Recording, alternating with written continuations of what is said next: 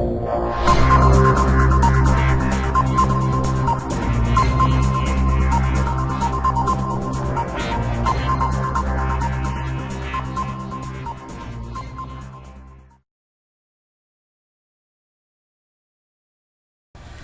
one and all, and welcome to PLR Powerhouse.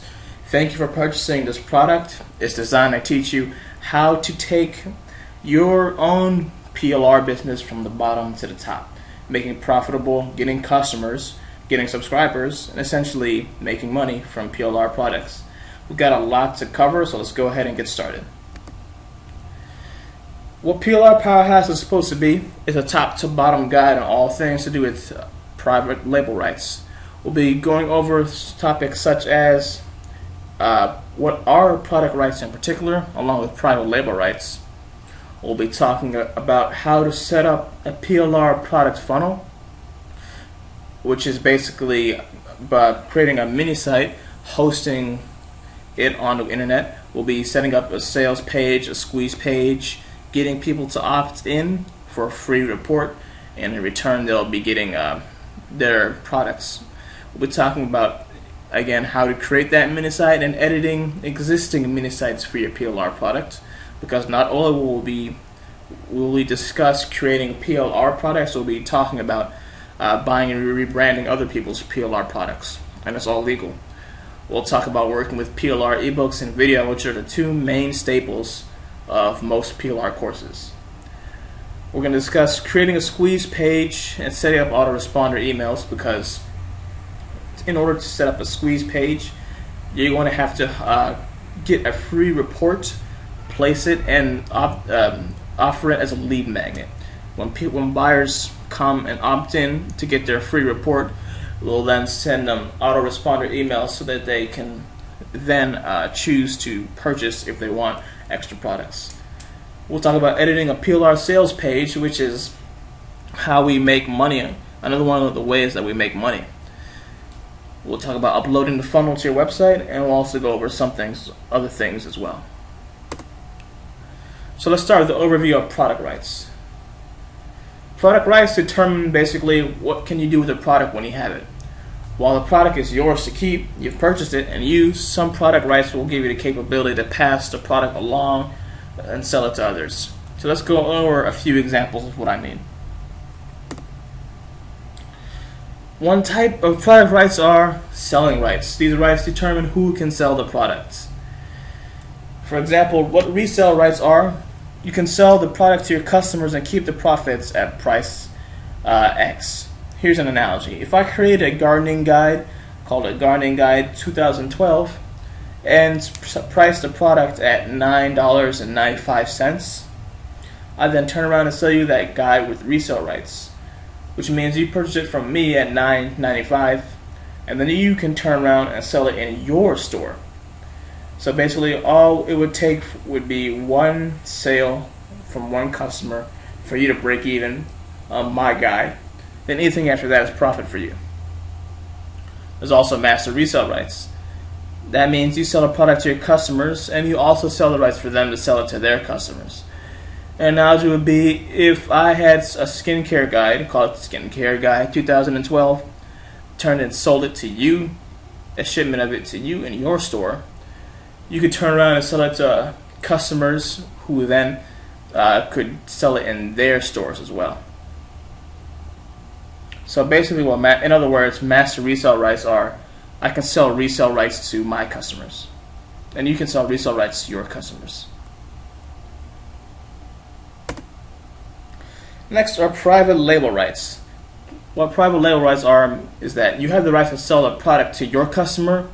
You can modify the product however you want, and you can put your own name on it if you like. And now it would be if you bought a shipment of cookbooks from me with blank labels, you'd then add a few of your own recipes and sell the new books under your own brand name. So if I had an Italian cookbook, you could take it from me, add a few of your extra recipes, put your name on it instead, give the guide a new name, put some new images or whatever you want, and you can just sell the reformatted book under your own brand name. Next up are usage rights. Usage rights define how you can use a product when it's in your possession. Non-transferable usage rights mean you cannot transfer whatever your rights you receive with the product to your customers. That means if you bought a guide with non-transferable private label rights, your customers do not receive those same private label rights. The buck stops with you. Next up are personal usage rights. Personal use rights means you can use a product but you can't sell it. It's just yours to keep, and that's that. Unrestricted rights. You can do whatever you want with the product. You can just sell it, give it away, use it as a bonus for others. Pretty much the sky's the limit. Whatever you want, you can do. Then there are rebranding rights, meaning you can change specific parts of the product as allowed by the product creator, like changing affiliate links, the author name, inserting ads, doing whatever you want. Giveaway rights are that you can give the product to whoever you want as long as it's for free. Usually, if a product has giveaway rights, that means you're not allowed to sell it. It's basically unethical. You should just pass it along for free.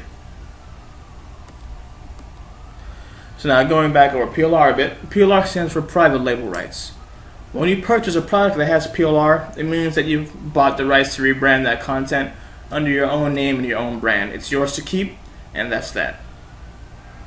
And that means afterwards you then have the ability to sell it, give it away, distribute it, modify it, whatever you want. It's like you're the original author of the course. You can take credit for that course. It's yours. It's basically, and that's just final. It's as if I sold a guide to you with PLR, by selling it, it's as if I was never the author anymore. The buyer can't take all the credit for it. So some people will ask, why buy PLR? Why is it so useful? Well, you can pretty much, again, do whatever you like with it. You can create a video to place on YouTube using that information. You can use the content, create a series of blog posts to put on your blog so that your subscribers and your readers will come through and see that you have some fresh new content. And all you have to do is just purchase it. You can create a picture or a graphic using information from the video or the guide, and all you got to do is just it's yours to keep. All you have to do again is just buy the product and it's yours. You can educate yourself on a new topic with the information inside, or you can give the product away in all its entirety as an incentive for your mailing list. People like to get free stuff, and if you just offer a free course like that, a lot of people will be happy you did. And of course, there are more things you can do with it on top of that. You can break up the tips inside to place into your email autoresponder. You can distribute it to article directories to get backlinks. You can edit the guide to make it into a book. You can sell it as a Kindle book on Amazon, which is a great way to make money as well. And you can change the affiliate links of the guide and distribute it. And there are even more things you can do on top of that. So what do you usually get with private label rights products? Well, that depends on the seller, really. It varies from seller to seller. Each person will offer something different most of the time. But what you will usually get are different formats of documents and files, like ebooks, articles, videos, graphics, templates, lots of different stuff. It's basically you get, not only do you get the finished product, you get all sorts of ways to monetize that product and things that go along with that product. Sometimes you'll get the source documents, as in literally the Word file and the open office files and text files of the ebooks themselves. So you can just literally launch in there, write it up differently, put your own name in, and then create a new ebook. Again, you get graphics such as the Photoshop files, which are immensely useful if you need to change them up for your mini site and so on. Sometimes you'll also get a reseller toolkit, including the sales letter that the seller created to the product. So not only do you get the product, but you also get a long, professionally made sales letter that gets people opting in. You can tweak a few aspects of it, and then you can just put it up verbatim as is if you want. PLR products some of the time or so with autoresponder emails and mini-site graphics and templates. Autoresponder emails are great. And then basically, what it basically means is they're one of the quickest forms of monetization you can think of. Just get some people opting into your list. The autoresponder emails are dispatched automatically, and you get some buyers. It's pretty passive and pretty easy.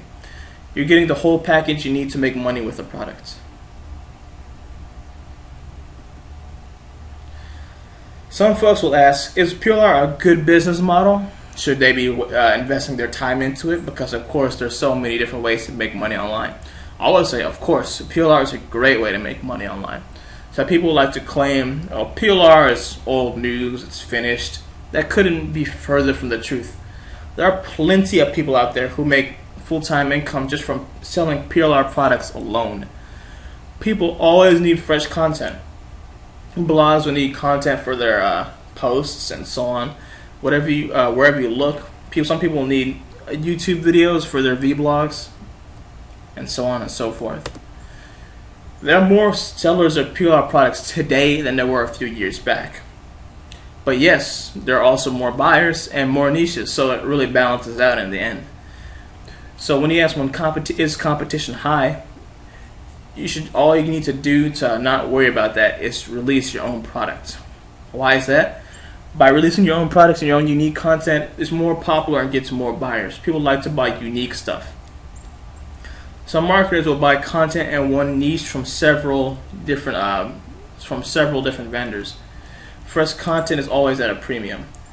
An alternative that you can do is rebrand other people's old products as well, because that helps a lot with speed. If you can just rebrand someone's product and just sell it as is, when basically you only made a few surface edits, people will treat it as if it was a new product all over again. So that's the main importance of rebranding. Rebranding is really quick, it's really fast. All you got to do is pick up someone else's PLR product, add in some new information, make a few surface edits, put your own stamp on it, and you're done. It's better to create your own PLR product than it is to sell another person's verbatim. People are more excited for original stuff. You can't, if you create your own original course, people always want to buy it just to see what's new. As well, competition is lower. It's a lot easier to sell unique product X than it is to sell something that has already been on the market for a few months. Competition, again, is lower. If less people are selling your product, you can sell a lot more of yours. You can promote your own brand, increase your product portfolio on top of that. And finally, it's just quicker. You have extra content to add to your own product, mix it up, toss it out. It doesn't take very long at all. Another frequently asked question I see is this PLR product in front of me right now, is that worth buying? Well, PLR content often goes for less than $1 per page. Some vendors usually just sell to a set number of customers, as in a ceiling of 100, and then they'll close the offer just to keep content fresh. On the Warrior Forum, you'll see that a lot. Other sellers will sell until sales will just trickle down to a few. Basically, whoever wants to buy it, they can come get it, and then they'll finally take the offer off the web. PLR software and plugins, usually they are great deals. They'll sell for pretty cheap prices. In other words, I've seen plugins that usually you can look around. On some sites you'll find that plugins are sold for anywhere between $47 to $67 in some cases. PLR products and PLR plugins, I've seen them go for as little as $1. I'm not kidding. And some of them will go for around $5. It's basically, if you look around for it, you can find it for varying prices. So just you can always get a better deal if you look carefully. Again, there's a lot of PLR stuff on the internet. There's plenty of stuff out there. And if you're focused on should I buy this or not, focus on material that is well written and well researched. If it's poor content, it's unhappy readers, unhappy subscribers, unhappy customers. So if you're buying this to share with others, think about would they appreciate it. If you're buying it for your own exclusive access, it's a different story. It depends on would I prefer this format to be in video, or am I more of a reading person? It depends on you. But I would always argue that the content needs to be up to date and relevant. If it's from 2007 or 2008, don't bother buying it. It's just out of date. It's out of touch.